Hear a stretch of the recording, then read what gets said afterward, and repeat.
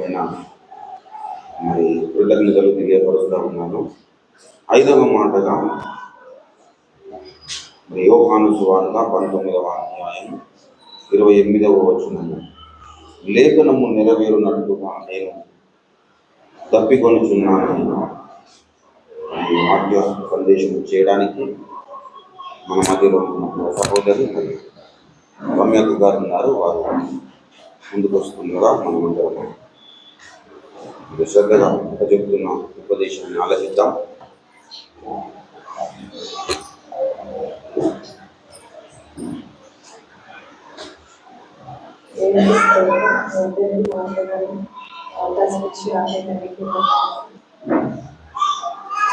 అది దేవుడు మాటలు చెప్పడానికి యోగ్యత ఏమాత్రం లేనటువంటి కానీ అది దేవుడు కృపను వచ్చి మనకి అవకాశం ఇచ్చారు. ఇప్పుడు వరకు మరి దేవుడు 4 మాటలు అది ఆయనే ఉంది అది మాట్లాడించి మరి 5వ మాట కూడా పరిశుద్ధాత్మ తండ్రి ద్వారా నడిపించినట్టు ఉచితంగా ఆజ్ఞ చేస్తున్నారు.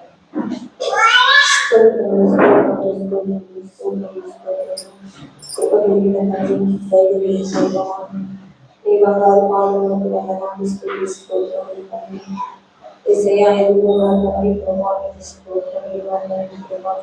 ఈ నామం ఉచ్చరించుటకు మాత్రం తండ్రి యేసయ్యా నీ నామం అంతరికంగా గొప్ప చేసిన నీ వాక్యములు ధ్యానించుకుంటున్నారు. అయ్యా సిలువలో మీరు పలికిన నా తండ్రి ప్రభావ మాట్లాడిన నా తండ్రి ప్రభావ ధ్యానించినట్టు నా తండ్రి అత్యల్పరాలైన నాకి అనుగ్రహించి ఉన్నారు తండ్రి.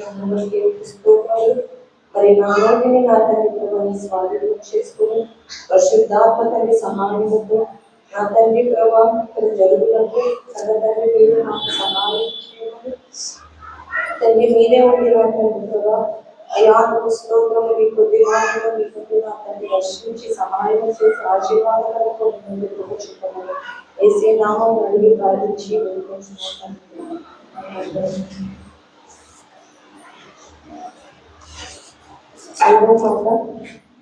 యోహాను సువార్త 19వ అధ్యాయం 28.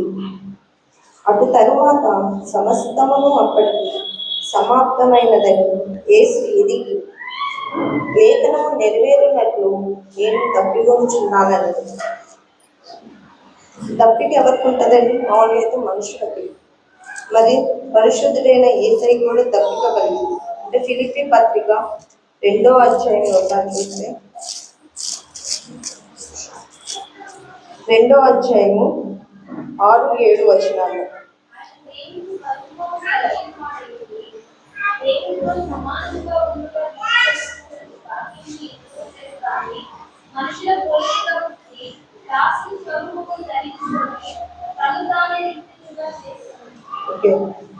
మనుషుల పోలికగా పుట్టి మనిషిగా పుట్టి ఉన్నారు కనుకనే దేవునికి కూడా ఆ సమయంలో మరి ఆ శిల్వ యజ్ఞంలో మరి దేవుని శరీరం నుండి మరి రక్తము నీరు సమస్తము పోయింది కాబట్టి ఆయనకి మరి దాహం కొని ఉన్నారు. మరి అప్పుడు దాహం కొని ఉన్నప్పుడు మరి అక్కడ ఉన్న వారు వచ్చేసి అదే యోహాను పత్రికలో 19వ అధ్యాయం 29-30 చిరకతో నిండి ఉన్న ఒక పాత్ర అక్కడ పెట్టి ఉండేది కనుక వారు ఒక స్పంజి చిరకతో నింపి హిసోపు కొడుకకు తగిలించి ఆయన నోటికి అందించింది. యేసు ఆ చిరక పుచ్చుకొని అక్కడ యేసు ఆ చిరక పుచ్చుకొని ఉన్నాడు. చిరక అనగా చేదుని దేవుడు పుచ్చుకొని ఉన్నాడని లేఖనం సెలవిస్తుంది. అక్కడ ఈ మాట దేవుడు ఏదో యాదృచ్ఛికంగా అప్పటికప్పుడు పలికిన మాట కాదండి. మరి పాత నిబంధన కాలంలో ప్రవక్తల ద్వారా దేవుడు ఆల్రెడీ ఆ మాటను ప్రవచించారన్నమాట. అది కీర్తనకారు దావీదు భక్తులు కీర్తనలు 69వ కీర్తన 21వ వచనంలో చూస్తే వారు చేదును నాకు ఆహారముగా పెట్టిరి, నాకు దప్పి అయినప్పుడు చిరకను త్రాగనిచ్చిరి. ఇది ఆల్రెడీ ప్రవచించిన ప్రవచనం అనమాట. మరి ఈ ప్రవచనాన్ని దేవుడు మరి మనుష్య రీతిగా ఉన్నప్పుడు మన కోసం శిల్వ యజ్ఞంలో జరిగించినప్పుడు అది నెరవేర్చి ఉన్నారు ఆ మాటని. అందుని బట్టి దేవునికి స్తోత్రములు. మరి దేవుడు ఎందుకని చిరుక తాగారు అంటే మన కోసమే తాగాడు. మన కోసం ఎందుకు తాగాడంటే 2 కొరింథీ 5:21 చూసినట్లయితే,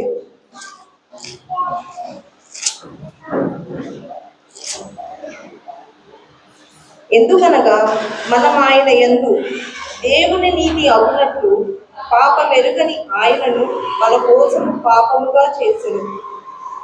మనం ఎందుకు తాగారంటే పాపులమైన మనము మరి పరిశుద్ధులుగా జీవించాలని, మరి ఆ పరిశుద్ధిని రక్తము ద్వారానే మనకు ఆ సాధ్యం ఉంటుంది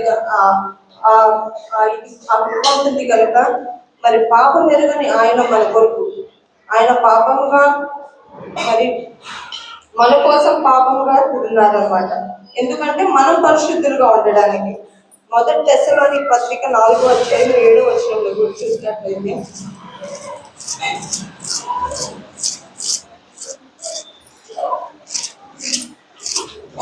4:7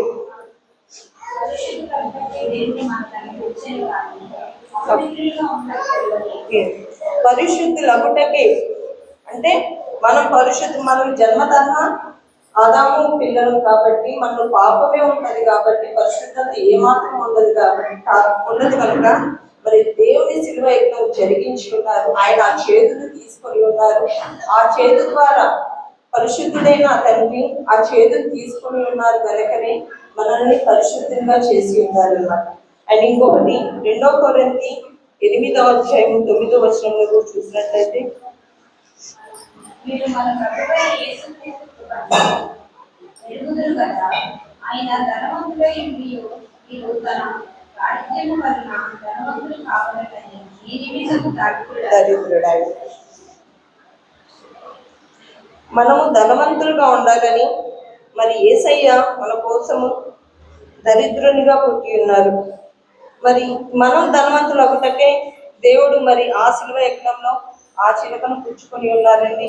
అండ్ ఇంకోటి మనకు నిత్య జీవం ఇచ్చుటకే 1 యోహాను పత్రికలో 5:11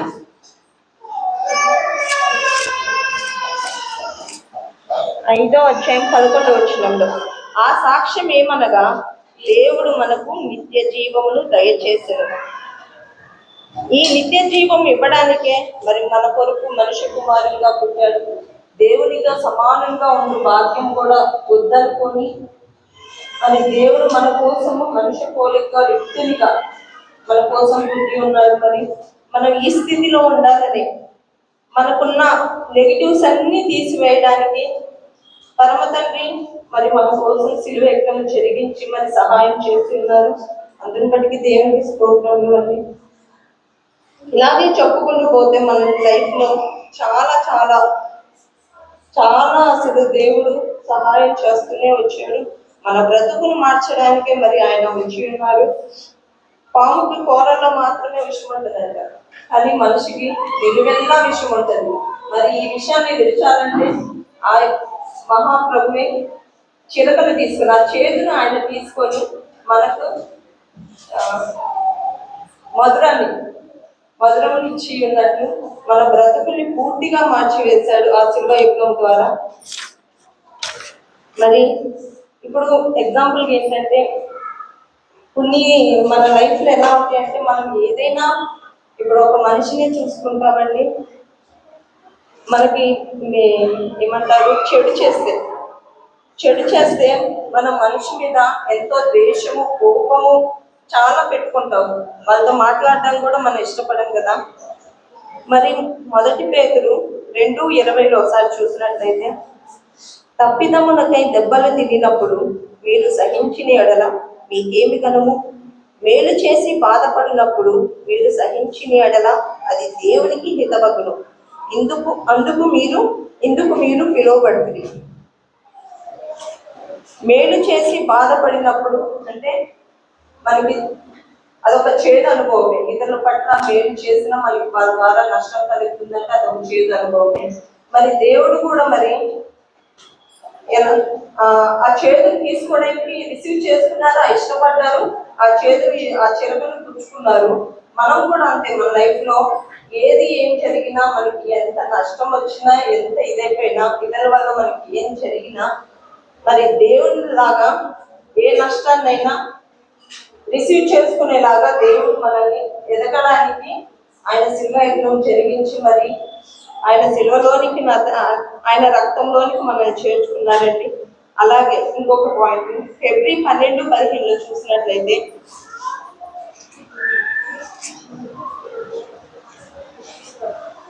మీలో ఎవడైనను దేవుని కృపను పొందకుండా తప్పిపోవునేమో అని చేదైన వేరు ఏదైనాను మొలిచి కలవరపరచుట వలన అనేకులు అపవిత్రులై పోదురేమో అని. అంటే చేదైన వేరు, దుష్టుడైన అపవాది మనలోనికి ఈ శారీరక సంబంధమైన, ఈ లోకాలకు సంబంధమైన ప్రతి కోరికను, ప్రతి దాని గురించిన ఆశను మనలోని కలిగిస్తారు. మరి అది మనలోనికి రాకుండా, మరి దేవుని సహాయం పొందుకుంటూ ఆ చేదు అనేది మనలోనికి రాకుండా దేవుని సహాయం పొందుకుంటూ నిత్యము మరి దేవుని కాపుదల్లో ఉండేలాగున మరి దేవుడు సహాయం చేయాలి. అండ్ ఇంకోటి వచ్చి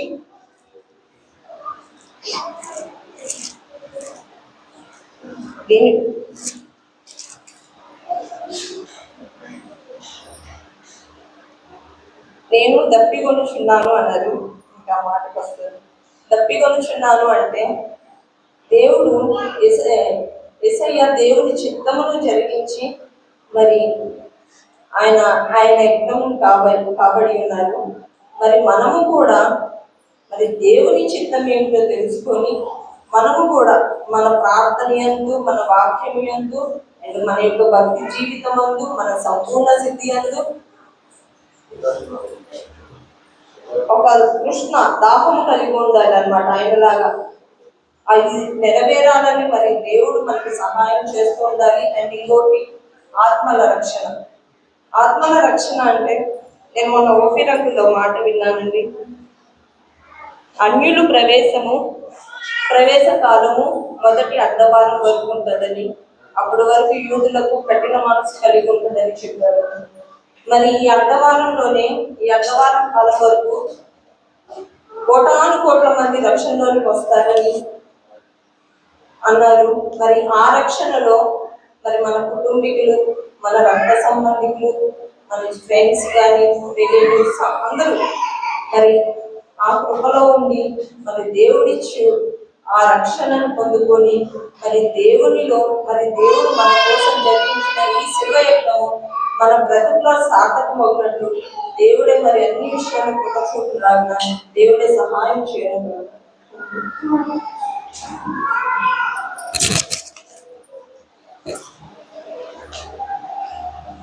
దేవునికి స్తోత్రం. హల్లెలూయా. చక్కటి వాక్య సందేశం ఇచ్చినటువంటి ప్రియ సహోదరి హృదయపూర్వకమైన కృతజ్ఞతలు దైవాశీస్సులు తెలియజేసుకోవాలి. మరి యేసుక్రీస్తు ప్రభువు వారు దప్పికొన్నాడు. మరి ఆయన ఒకానొక పరిస్థితుల్లో మరి సమరయ మార్గమున వెళ్ళవలసి వచ్చినప్పుడు అక్కడ ఒక స్త్రీ మరి బావి దగ్గర నీళ్లు చేతుకుంటున్న పరిస్థితుల్లో మరి ఈ విషయాలన్నీ యోహాను సువార్త 4వ అధ్యాయంలో చూస్తాం. అక్కడ నేనిచ్చు నీళ్లు ఎవరైతే తాగుతారో వారు ఎప్పుడు కూడా తప్పికొనన్నారు. నేనిచ్చు నీళ్లు ఎవరైతే తాగుతారో వారు తప్పికొనరు. అందరినీ మరి తప్పికొంటారు కాబట్టి వారి తప్పిక తీర్చాలి. వారి తప్పిక తీర్చబడాలి అంటే నేను తప్పికొనాలి. నేను ఇందాక చెప్పాను, సిలువలో ఆయన ఏదైతే చేశాడో దానికి ఆపోజిట్ డైరెక్షన్లో మనకు జరుగుతూ ఉంటుంది. ఆయన తప్పికొన్నాడు కాబట్టి మనకు దేవుడు తప్పిక తీరుస్తాడు. 69వ సంకీర్తనలో కూడా ఈ మాట మనం చూస్తాం. 69వ సంకీర్తన 21వ వచనములో లేఖనమును నెరవేరునట్లు అనే మాట చెప్పాడు. లేఖనము నెరవేరునట్లు నేను తప్పికొనుచున్నానన్నాడు. లేఖనం ఏ లేఖనము నెరవేరింది అంటే 69వ అధ్యాయంలో కీర్తనకారుడు మరి దావీదు భక్తుడు ఈ కీర్తన రాస్తూ 69వ అధ్యాయము 69వ సంకీర్తన 21వ వచనం చూడండి దయచేసి. వారు చేదును నాకు ఆహారముగా పెట్టింది, నాకు దప్పి అయినప్పుడు శ్రద్ధను త్రాగు. ఈ లేఖనము నెరవేరున్నట్టుగా యేసుక్రీస్తు ప్రభువారు సిలువలో తప్పికొన్నాడు. ఆయన తప్పికొన్నాడు మనందరికీ జీవజలమును త్రాగించడానికి. కాబట్టి యేసు దగ్గరికి వచ్చిన వాళ్ళందరూ మరి వారి హృదయాలు ఎలా మారిపోవాలంటే వారి హృదయాలని జీవజల దారులు బయలుదేరే విధంగా తయారు కావాలి. అలా తయారు కావాలంటే మరి సహోదరు చెప్పినట్లుగా మరి అనుదినము దేవునికి ప్రియమైన జీవితంలో మనం జీవించాలి. దేవుడు ఏ విషయాల్లో మనల్ని ఏ విధంగా ఉపదేశించారో ఆ ఉపదేశ క్రమము అనుసరించి మనం బ్రతికినప్పుడు మన జీవితాలు ధన్యములవుతాయి. యేసుక్రీస్తు ప్రభువారు సిలువలో మరి పడిన శ్రమకు మనము కొంత ఆదరణ కలిగించిన వారము. హల్లెలూయా. నేను శ్రమ పడ్డది ఒక మంచి కుమారుని కోసము, కుమార్తె కోసము అని దేవుడు చెప్పగలిగారు. అందరినీ పాపం నుండి విడిపించడానికి యేసయ్య శ్రమ పడ్డాడు. పాపంలో నుంచి విడిపించడం మాత్రమే కాదు, మన నిత్య జీవమునకు వారసులనుగా చేయడానికి. హల్లెలూయా. కాబట్టి నిత్య జీవనంకు వారసులముగా, వారసుడు అంటే మన యేసయ్య రాజు అయితే వారసులైన మనం కూడా రాజ్యాధికారం చేపట్టే వారు ఉండాలి. హల్లెలూయా. అటువంటి ధన్యత దేవుడు అనుగ్రహించినట్టుగా మరి తమ్ముడు రాకేష్ మరి ముందుకు వచ్చి ప్రార్థన చేస్తాడు. మనమందరం ఏకీభవిద్దాం.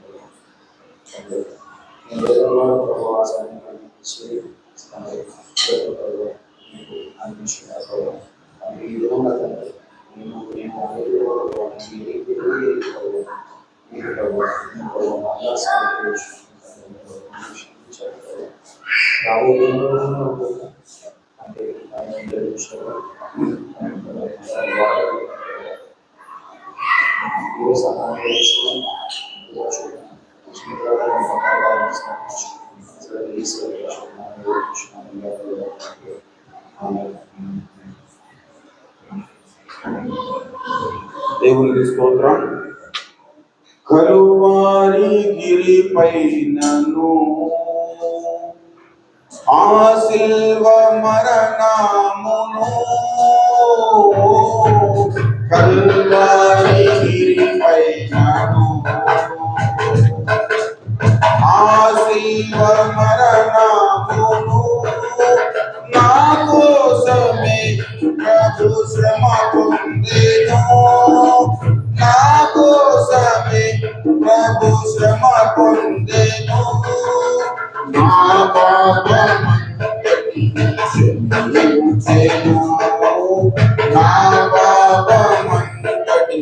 క్షమించెను, నన్నెంతగానో ప్రేమించెను, నన్నెంతగానో కరుణించెను. నా యేసుడు నా పాపము నా శాపము తొలగించెను, నన్ను కరుణించెను, నన్ను కరుణించెను, నన్నెంతగానో ప్రేమించెను, నన్నెంతగానో కరుణించెను. ఘనమైన ఆ ప్రేమను వెలలేని త్యాగమును, ఘనమైన ఆ ప్రేమను